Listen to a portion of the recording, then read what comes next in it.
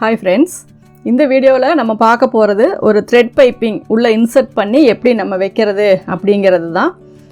இதுக்கு நமக்கு தேவையான என்னென்னா ஒரு சிங்கிள் கைடு வந்து இருக்குது. சிங்கிள் கைடு கடையில் கேட்டிங்கன்னா கிடைக்கும். அது வந்து ரைட் சைடு லெஃப்ட் சைடு ரெண்டு இருக்குது. உங்களுக்கு எந்த மாதிரி வேணுமோ அதுக்கு தகுந்த மாதிரி பார்த்து வாங்கிக்கோங்க. த்ரெட்டிங் அதே மாதிரி பைப்பிங் த்ரெட்டும் கடையிலே கிடைக்கும். அதே மாதிரி பெரிய ஸ்க்ரூ ட்ரைவர் ஆல்ரெடி நமக்கு மிஷினோடையே அது கிடைக்கும். அல்லது அந்த மாதிரி இருக்கிற இந்த பவர் மிஷினில் மட்டும் அந்த சேஞ்சஸ் பண்ணிங்கன்னா போதும். நார்மல் மிஷினுக்கு அது தேவையில்லை. இப்போ இது வந்து மெட்டீரியலை வந்து நீங்கள் க்ராஸாக கட் பண்ணிக்கோங்க. இதுக்கு வந்து நீங்கள் ஒரு 1.5 இன்ச்சு அகலத்துக்கு மெட்டீரியலை வந்து கட் பண்ணிக்கோங்க. அதாவது மேக்ஸிமம் பைப்பிங் அப்படின்னாவே சேம் கலரில் வைக்கிறவங்களும் இருக்காங்க, கான்ட்ராஸ்ட்டாக வைக்கிறவங்களும் இருக்காங்க. எப்படி வச்சாலும் பைப்பிங் அப்படிங்கிறது வந்து ஒரு பார்க்குறதுக்கு நல்லா அழகாக இருக்கும் அப்படிங்கிற ஒரு இதில் தான் வைக்கிறது. அதனால் அதுக்கான ஃபினிஷிங் கொடுத்து நம்ம வச்சோம் அப்படின்னா தான் அது பார்க்குறதுக்கு நல்லா நீட்டாக இருக்கும். இப்போ இது வந்து நம்ம ஜாயிண்ட் போட்டுக்கிட்டோம். ஜாயிண்ட் எப்படி போடுறதுன்னு பார்த்தீங்க. பிகினர்ஸுக்கு வந்து இந்த பைப்பிங் வைக்கிறது எப்படி அப்படிங்கிறதுக்காக தான் இந்த வீடியோ. இப்போ இதில் வந்து நம்ம ஃபஸ்ட்டு என்ன பண்ணணும் அப்படின்னா, கீழே இருக்க நம்ம வந்து ப்ரெஷர் ஃபுட்டை வந்து ஃபஸ்ட்டு மாற்றிட்டு சிங்கிள் கைடை வந்து நீங்கள் போட்டுக்கலாம். இப்போ இதில் பார்த்தீங்க அப்படின்னா நம்மளுக்கு right side left side guide தான் நான் போடுறேன். ஏன்னா ரைட் சைடு போடும்போது ஒரு சிலருக்கு அது பழக்கம் சரியாக இருக்கும், ஒரு சிலருக்கு ஆப்போசிட்டு வர மாதிரி இருக்கும். ஆனால் நான் யூஸ் பண்ணுறது இந்த மாதிரி லெஃப்ட் சைடு கைடு தான் யூஸ் பண்ணுறேன்.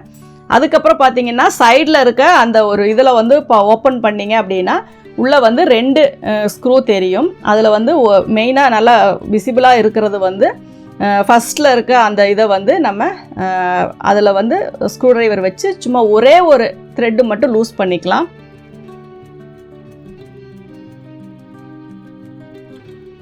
அதை ஒரே ஒரு இது லூஸ் பண்ணிவிட்டு லைட்டாக அந்த இதை வந்து நம்ம திருப்பிக்கலாம். ஏன்னா அது வந்து அந்த பார் வந்து அட்ஜஸ்ட் பண்ணுறதுக்கு தான்.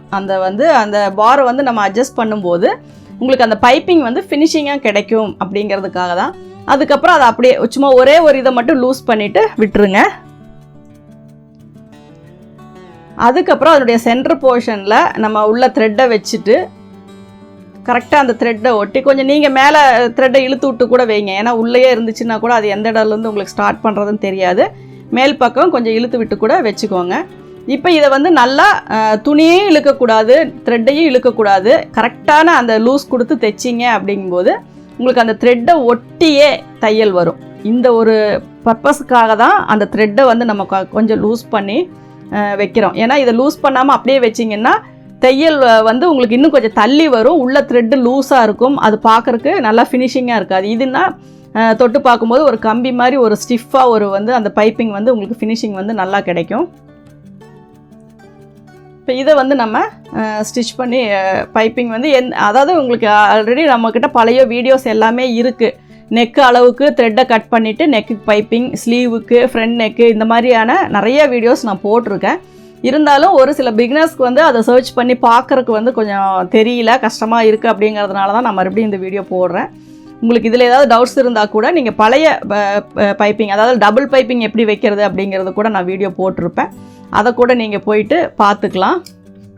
டிஸ்கிரிப்ஷனில் போய் பார்த்தீங்க அப்படின்னா உங்களுக்கு அதில் லிங்க் கொடுத்துருப்பேன். இந்த பைப்பிங் சம்மந்தப்பட்ட லிங்க் எல்லாம் இருக்கும். அதை வந்து நீங்கள் ஓப்பன் பண்ணி பார்த்தீங்கன்னா பிகினர்ஸ்க்கு வந்து ரொம்ப யூஸ்ஃபுல்லாக இருக்கும். இப்போ இது வந்து கரெக்டாக அந்த நெக்குக்கு வந்து அகலத்துக்கு தையல் போடுறோமோ அந்த அளவுக்கு வந்து நம்ம அதிகமாக மேலே இருக்கிறத நம்ம கட் பண்ணிக்கலாம். இப்போ எந்த சைடில் நான் வந்து வைக்கிறேன் அப்படிங்கிறத பார்த்துக்கோங்க. பிசுறு ரெண்டும் ஒரே பக்கம், த்ரெட்டு வந்து உள்பக்கமாக வர்ற மாதிரி நான் வைக்கிறேன். வச்சு நான் அது மேலே அப்படியே தையல் போடுறேன்.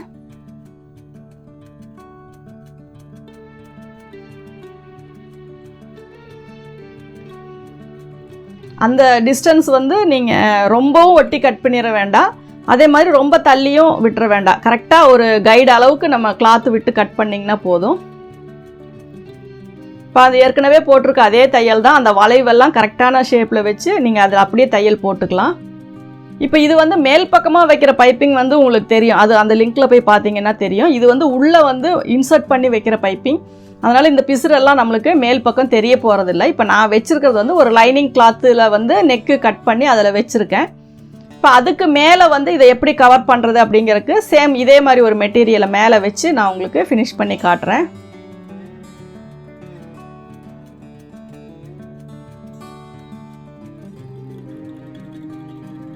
இப்போ கரெக்டாக மறுபடியும் அதே தையல்லையே நீங்கள் இன்னொரு தையல் போட்டுக்கோங்க.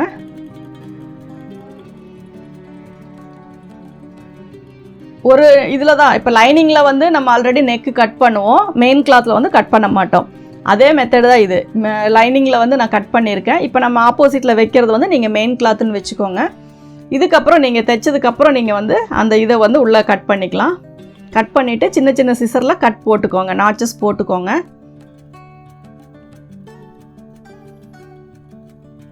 ஒரு சிலருக்கு அதில் வந்து ஸ்லிப்பான மாதிரி தெரியும். தையல் வந்து பேக் சைடில் திருப்பி பார்க்கும்போது அந்த நூல் தெரிகிற மாதிரி இருக்கும்.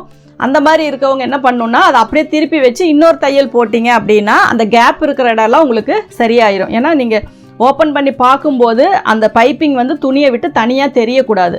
அது அப்படியே அதை ஒட்டி வர மாதிரியே இருக்கணும். அதனால் சப்போஸ் உங்களுக்கு கேப் இருக்குது, டிஸ்டன்ஸ் இருக்குது, பார்க்கும்போது தனியாக தெரியுது, உள்ளே போட்டிருக்க தையல்லாம் தெரியுது அப்படிங்கிற மாதிரி உங்களுக்கு இருந்துச்சு அப்படின்னா மறுபடியும் அதை திருப்பி வச்சு நீங்கள் ஒரு தையல் போட்டுக்கோங்க. ஏன்னா ரெண்டு பக்கமும் உங்களுக்கு பார்க்கும்போது அந்த தையல் வந்து தெரியக்கூடாது. சப்போஸ் இதுவே வந்து ஒரு கிளாத் வந்து லைனிங் கிளாத் ஓகே, மேலே வர கிளாத் வந்து ரொம்ப டிரான்ஸ்பரண்ட்டாக இருக்குது அப்படின்னா நீங்கள் வந்து ஒன்று வெளிப்பக்கமாக இருக்கிற மாதிரி பைப்பிங் வைக்கணும். அதாவது இப்படி உள்ளே இன்சர்ட் பண்ணி வச்சிங்க அப்படின்னா அந்த பிசுரெல்லாம் உங்களுக்கு நெக்கில் தெரியும். அந்த மாதிரி வரும்போது நீங்கள் வெளியிலேயே பைப்பிங் வைக்கிற மாதிரி வைக்கலாம். சப்போஸ் அப்படி இல்லை, இன்சர்ட் பண்ணி தான் வேணும் அப்படின்னா பிசுரை கட் பண்ணும்போது அந்த கிளாத்தை கொஞ்சம் விட்டு கட் பண்ணுங்கள். அப்போ தான் வந்து இப்படி திருப்பும்போது அந்த உள்ளே வர்ற பிசுரை வந்து அது மறைக்கும். அதனால் உள்ளே கொஞ்சம் அகலமாக விட்டு கட் பண்ணுங்கள். ஆனால் மேக்ஸிமம் அந்த மாதிரி பண்ண வேண்டாம். ஏன்னா டிரான்ஸ்பரண்ட்டாக வெளியே தெரிஞ்சிச்சு அப்படின்னா அது நல்லா இருக்காது. அதனால் நீங்கள் வந்துட்டு வேறு எக்ஸஸாக ஒரு இதை வந்து ஃபினிஷ் பண்ணி வைக்கிற பைப்பிங் இருக்கும், அந்த மாதிரி பைப்பிங் வந்து வச்சுக்கோங்க. ஆனால் மெத்தடு, ப்ரொசீஜர் எல்லாமே இதே தான். அதில் வந்து ரெண்டு விதமாக நம்ம வைக்கலாம் அப்படிங்கிறது மட்டும்தான் இருக்கும். அதை பார்த்து நீங்கள் ஃபாலோ பண்ணிக்கோங்க. கரெக்டாக அதை ஒட்டி ரெண்டு பக்கமும் நல்லா துணியை இழுத்து விட்டு நகத்தில் ப்ரெஸ் பண்ணி விட்டுட்டு தையல் போட்டிங்க அப்படின்னா உங்களுக்கு அந்த த்ரெட் பைப்பிங் பார்க்கும்போது ரொம்ப அழகாக நீட்டாக இருக்கும். இதுக்கப்புறம் ஃப்ரண்ட்டு தனியாக, பேக் தனியாக, ஸ்லீவ் தனியாக எல்லாத்துக்குமே வச்சுட்டு அதுக்கப்புறமா நீங்கள் வந்து எல்லாத்தையுமே அட்டாச் பண்ணிக்கலாம். ஒரு சிலர் வந்து ஃப்ரண்ட் அண்ட் பேக் லைனிங் தனியாக, மெயின் கிளாத் தனியாக அட்டாச் பண்ணி கூட ஷோல்டர் ஜாயிண்ட் தெரியாத அளவுக்கு கூட பைப்பிங் வைப்பாங்க. அது வந்து உங்களுக்கு மெட்டீரியலை பொறுத்து தான். ரொம்ப சாஃப்ட் மெட்டீரியலாக இருந்தால் அது வந்து உங்களுக்கு நகர்ந்துடும், அது செட் ஆகாது.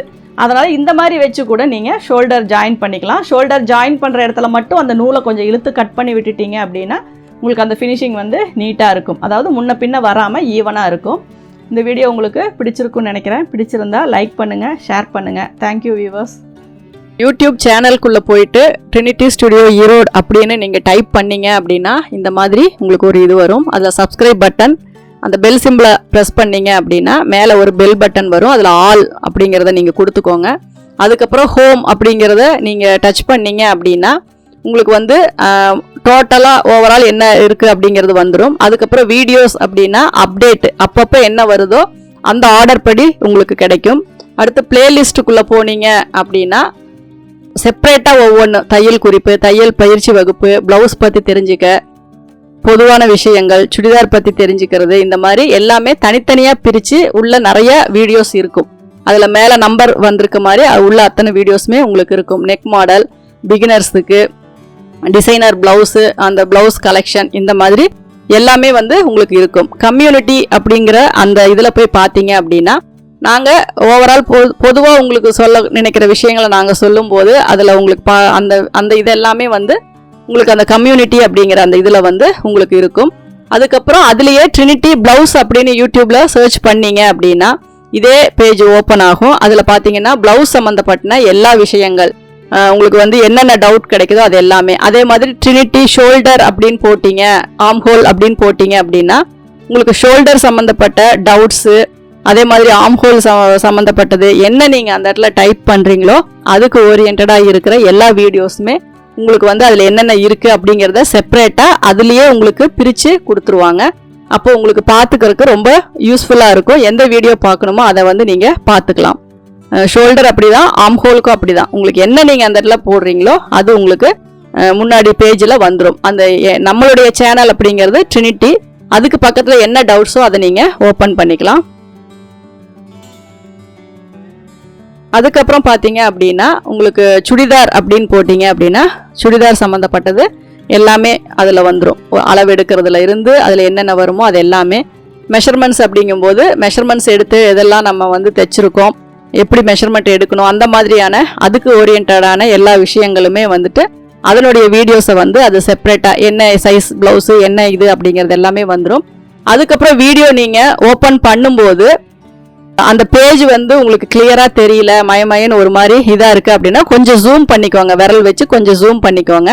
அப்போவும் உங்களுக்கு வந்து அது கிளாரிட்டி சரியாக இல்லை அப்படின்னா நீங்கள் வந்து அந்த சைடில் இருக்க அந்த 3 புள்ளி இருக்கும், அதை ப்ரெஸ் பண்ணினீங்க அப்படின்னா உங்களுக்கு குவாலிட்டின்னு வரும்.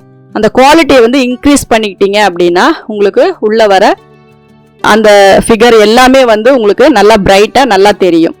அப்போ வந்து உங்களுக்கு எல்லாம் பார்க்கும்போது அந்த எல்லா விஷயங்கள் மெஷர்மெண்ட் எல்லாமே உங்களுக்கு நல்லா தெளிவாக தெரியும். அதுக்கப்புறம் நீங்கள் ஷேர் பண்ண நினச்சா அந்த லிங்கை காப்பி பண்ணி ஷேர் பண்ணிக்கலாம். அதுக்கப்புறம் சைடில் வந்து ஒரு ஐ பட்டன் மாதிரி இருக்கும், அதை ப்ரெஸ் பண்ணி பார்த்தீங்க அப்படின்னா அது ஓரியன்டாக நல்ல வீடியோ, அதாவது ரொம்ப இம்பார்ட்டண்ட்டான ஒரு 5 வீடியோஸ் வந்து அந்த சைடில் உங்களுக்கு வரும். அதை கூட நீங்கள் ஓப்பன் பண்ணி பார்த்துக்கலாம். ஒரு வீடியோஸ் பார்க்கும்போது நீங்கள் இத்தனை விஷயங்களையும் நீங்கள் கவனிச்சிங்க அப்படின்னா உங்களுக்கு ரொம்ப யூஸ்ஃபுல்லாக இருக்கும். அதே மாதிரி கமெண்ட்ஸ் பண்ணுறதுன்னா ஒரு வீடியோ எந்த வீடியோ ஓடிட்டு இருக்கோ அதை அப்படியே ஸ்க்ரோல் பண்ணி பார்த்தீங்க அப்படின்னா கீழே பார்த்தீங்கன்னா உங்களுக்கு ஒரு பாக்ஸ் வரும், உங்களுடைய ஐடி போட்ட மாதிரி ஒரு பாக்ஸ் வரும். அதில் நீங்கள் கமெண்ட் என்ன கொடுக்கணுமோ கொடுத்துட்டு ஓகே பண்ணிட்டீங்க அப்படின்னா உங்களுக்கு கமெண்ட்ஸ் வந்து சென்ட் ஆயிரும். அந்த மாதிரி தான் நீங்கள் கமெண்ட் பண்ணணும். நிறைய பேருக்கு எப்படி கமெண்ட் பண்ணணும் அப்படிங்கிற ஐடியா இல்லை அப்படின்னு சொல்லியிருக்கீங்க. இந்த இதை வந்து நீங்கள் ஃபாலோ பண்ணிக்கோங்க. Thank you viewers.